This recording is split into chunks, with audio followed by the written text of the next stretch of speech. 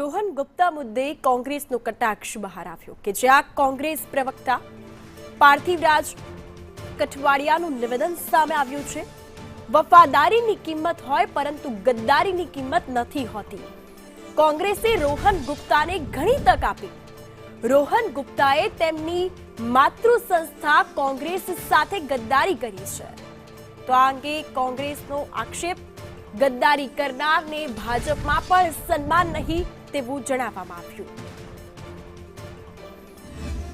ગુજરાત રાજ્યના પૂર્વ નાયબ મુખ્યમંત્રીએ જે પ્રકારની પોસ્ટ મૂકી તે દર્શાવે છે કે વફાદારીની કિંમત હોય ગદ્દારીની કિંમત નથી હોતી।